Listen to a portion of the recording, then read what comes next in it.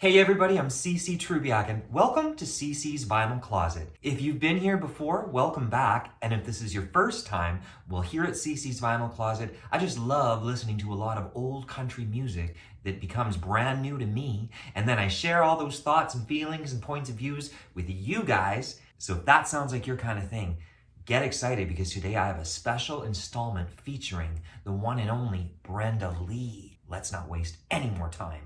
To dive right in, my only previous knowledge of Brenda Lee was from my youth. I remember that voice behind the Christmas classic, "Rockin' around the Christmas tree, have a Christmas party hop," and the song, "I'm Sorry," I believe from some kind of 1980s commercial. Maybe it was car insurance? I don't know. Regardless, needless to say, about Brenda Lee herself, I knew zilch. Then I came across some pictures in one of my country music history books, and I was completely drawn in by photos of a little girl on stage, backstage at the Grand Ole Opry, sitting next to Kitty Wells to boot. The name I read was Brenda Lee, and I knew it was just time to get to the gospel of her music. And now I have a great record of hers that I've been listening to non-stop for meditation of said gospel. I've watched some interviews, live shows, biographies, and I'm ready to share what it boils down to for me. Before I share my ramblings, here's a few specs on what I now understand and appreciate about Brenda Lee's story, and it's a good one. She was born Brenda Mae Tarpley in 1944, and would later become known professionally as Brenda Lee. Her father was a carpenter and a laborer, and her mom worked odd jobs to make ends meet. Humble is the kind of description that fits her beginnings. She's spoken many times about how she never felt poor because her parents provided love and music that instilled her with security. Even as a child, she loved listening to Hank Williams and George Jones. She'd begin mimicking them. And at a very young age in the 1940s, as the story goes, she could draw crowds of locals even as a child. She has said these early childhood days are the days that instilled the importance of pleasing an audience with music. Amen to that. Honestly, this amazes me. It's part of what makes her very special. While her parents worked, they'd come home just to find that she herself would come home with candy and money from the townspeople. She picked up that gift. In the beginning, she may have just sang for fun, candy, and small change, but she could never have known how eventually her life would lead her down a path of tremendous success of epic proportions. Tragically, Brenda's father was killed in a construction accident in 1953 when she was just 8 years old.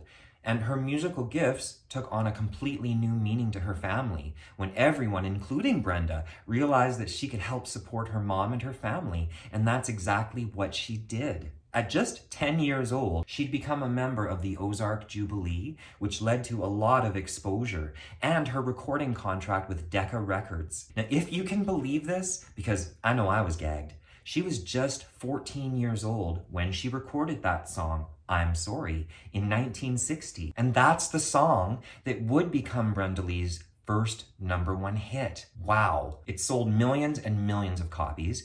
People couldn't believe that all of this exuberance could come from a child of 14. I'm sorry, so sorry, that I was such a fool. I didn't know love could be so cruel. Oh, oh, oh, oh, oh, yes. You tell me mistakes are part of being young, but that don't right the wrong that's been done. I really did become a fan after watching an old clip of her singing it originally at the age of 14, and it's just true. There was and remains something authentically magnetic.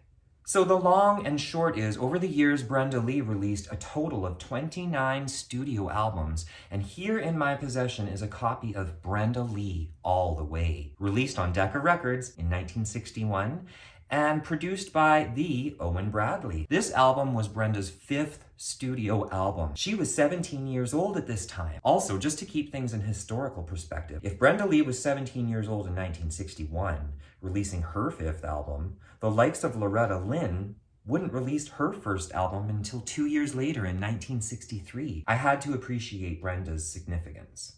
I had to keep reinforcing the fact that she was 17 throughout my listening because stylistically, much like my honky-tonk angel Tanya Tucker, Brenda's sound was mature and it came with ease. I'll get into a handful of specific songs very shortly, but generally speaking, this album has diversity in sounds. Sometimes it's a bit rockabilly, sometimes more lush, but definitely lots of exuberance and commitment. I mean, I'm blown away because that's the power of passion and music and talent. The tracks on All the Way were recorded with orchestra and chorus, all conducted by the amazing Owen Bradley. Please keep in mind, I plan on listening to more of Brenda Lee's records in the future, being the ones that came before this and the ones that came after. But these are just my simple thoughts on a handful of songs on All the Way. How I break things down goes something like this. 7 of the 12 songs on this record are what I would describe as up-tempo, fun, with an emphasis on youthful, the perspective of a 17-year-old girl in love. Sometimes fiery, sometimes sultry, but definitely dynamic. Songs like Lover Come Back to Me,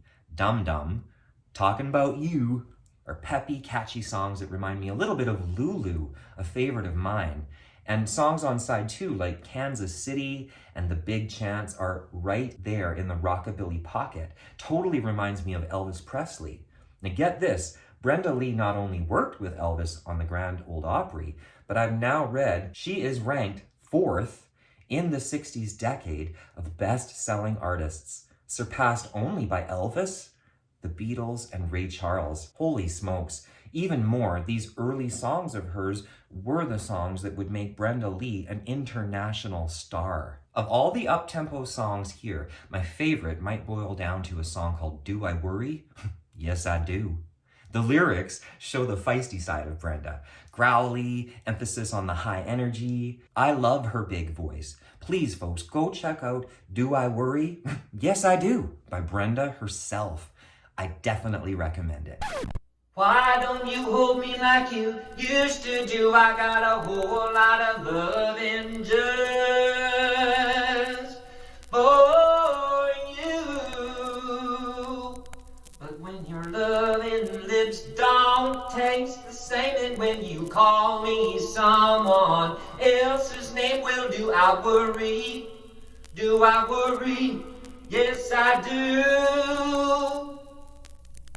As I said, many up-tempo tunes throughout, but maybe not so oddly enough, of the 5 ballads, I loved more than a couple of them. But one standout for sure is a song called On the Sunny Side of the Street.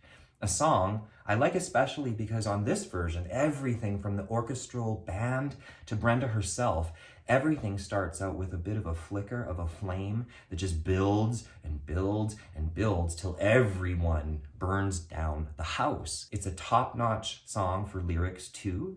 Cannot believe she was just 17 singing stuff like this. Please check out her version of On the Sunny Side of the Street.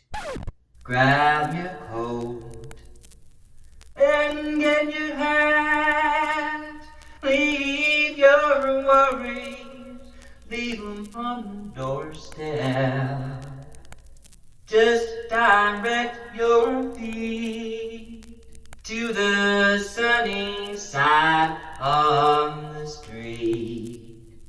Can't you hear that pitter-pat and that happy tune is your step? Life can be so sweet on the sunny side of the street. I used to walk in the shade, oh, with my blues on parade. Oh, but now I'm not afraid, because this rover's crossed over. If I never ever said I'll be rich as Rockefeller. Gold dust at my feet on the sunny side of the street. Many more effective and stunning ballads like this, including the song Tragedy. Wow, please listen to Tragedy because her vocals are just authentic. The final song, though, that I want to highlight is the beautifully longing Someone to Love Me, which isn't only catchy, but the orchestra and the choral arrangements also stand out here.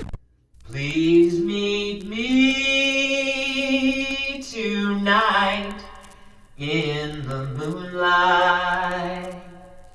Please meet me tonight all alone. For I have a sad story to tell you. It's a story that's never been told. At the end of the day, I'm very glad to finally listen to Brenda Lee and this album. The style of music is not honky-tonk. It's very much a rockabilly record with beautifully composed pop ballads. I'm totally here for it, and now that I've heard the voice, I've made the connection to why they call her Little Miss Dynamite. Highly recommend this album to others, fans of country music or not. I'll be seeking out more of her work through the years. Now is where I turn it over to you guys to ask, what are your favorite Brenda Lee songs, albums, or stories? Thank you so much for watching. I appreciate it so much. And until next week's installment of CC's Vinyl Closet, take care of you and take sweet comfort in the music.